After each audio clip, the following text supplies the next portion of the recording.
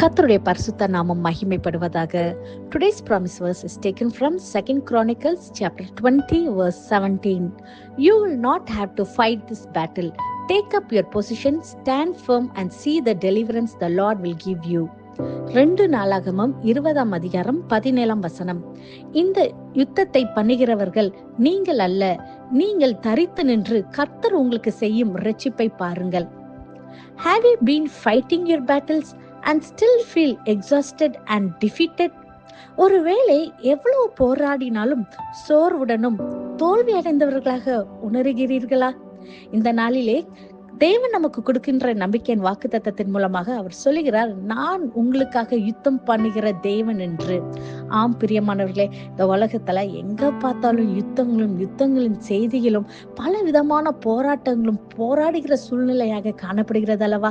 இன்னைக்கு நம்ம வாழ்க்கையில கூட, நம்ம வீடுகளில கூட பல விதமான போராட்டங்கள், பல விதமான யுத்த களமாக காணப்படுகிறது அல்லவா? இன்னைக்கு ஒரு வேளை நீங்க சிக்னஸ்ன்ற ஒரு பேட்டில நீங்க போராடி கொண்டிருக்கலாம், அல்லது கடன் பிரச்சனை உங்களை நெருக்கி கொண்டிருக்கலாம், அல்லது குடும்பத்துல சமாதானம் இல்லாத ஒரு காரணமாக உங்க பிசினஸ்ல அல்லது நீங்க வேலை பார்க்கிற ஸ்தலங்கள்ல பல விதமான நெருக்கங்களை, பல விதமான போராட்டங்களை நீங்க சந்தித்து கொண்டிருக்கலாம். அல்லது ஒரு வேலை ஏதோ ஒரு பாவ அடிமத்தனம் உங்களை முடக்கி கொண்டு அந்த பாவத்தில இருந்து வெளிவர முடியாதபடி ஒரு போராட்டத்துல நீங்க வாழ்ந்து கொண்டிருக்கலாம். இன்னைக்கு எப்படிப்பட்ட போராட்டத்துல, எப்படிப்பட்ட ஒரு நெருக்கமான சூழ்நிலையில நீங்க கடந்து போனாலும் இன்னைக்கு கர்த்தர் உங்களை பார்த்து சொல்லுகிறார், இந்த யுத்தம் உங்களுடையது அல்ல, இந்த யுத்தம் என்னுடையது என்று. ஆம் பிரியமானவர்களே, தனியாக நீங்க எவ்வளவோ நாட்களாக, எவ்வளவோ ஆண்டுகளாக கூட இந்த போராட்டத்தினால, இந்த விதமான நெருக்கத்துல நீங்க கஷ்டப்பட்டு இதுல எப்படியாச்சும் வெளியே வரணும்னு சொல்லிட்டு பல விதமான பிரயாசங்களை, பல முயற்சிகளை நீங்க எடுத்துக்கொண்டு இருக்கலாம். ஒருவேளை எல்லாமே தோல்வி அடைந்திருக்கலாம். ஆனா இன்னைக்கு கர்த்தர் உங்களை பார்த்து சொல்லுகிறார், நீ தனியா சுமக்க வேண்டாம், உன்னுடைய எல்லா பாரத்தையும் நீ என்கிட்ட கொடுத்துரு என்று கர்த்தர் சொல்லுகிறார். Because the battle belongs to God.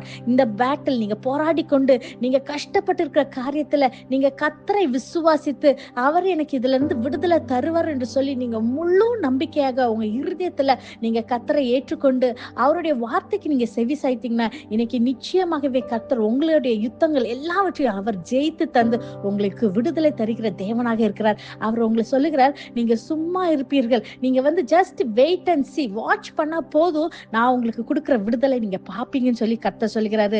நம்ம வாழ்க்கையை பார்க்கும்போது ஒரு போராட்டமான வாழ்க்கை தான். ஒரு போராட்டம் முடிச்சா அடுத்த போராட்டம், வாழ்க்கையே அப்படிதான். ஆனா ஒவ்வொரு பிரச்சனைகளும் கர்த்தர் நமக்கு சால்வ் பண்ணுகிறவராக, நமக்காக யுத்தம் பண்ணுகிற தேவனாக இருக்கிறார். பிரியமானவர்களே, இன்னைக்கு நீங்க ஒன்னே தான் செய்யணும். நீங்க கர்த்தரை மாத்திரம் உறுதியை பிடித்துக் கொண்டால் அவர் உங்களுடைய காரியத்தை எல்லாவற்றையும் ஜெயமாய் முடித்து உங்களை வாழ வைக்கிற தேவனாக இருக்கிறார். பிரியமானவர்களே, இந்த வாக்குத்தத்தத்தை விசுவாசித்து இதை கிளைம் பண்ணி நீங்க கேக்குறீங்களா? இன்னைக்கு today you may still see the battle in front of you.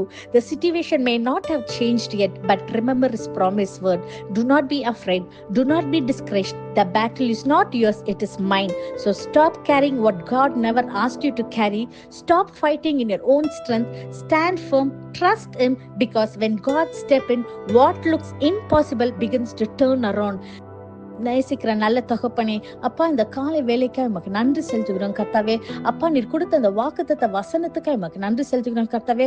அப்பா நான் உங்களுக்காக யுத்தம் பண்ணிக்கிற தேவன் என்று இன்னைக்கு நீங்க பேசிக்கிறதுக்காக உமக்கு நன்றி செலுத்துகிறோம் கர்த்தாவே.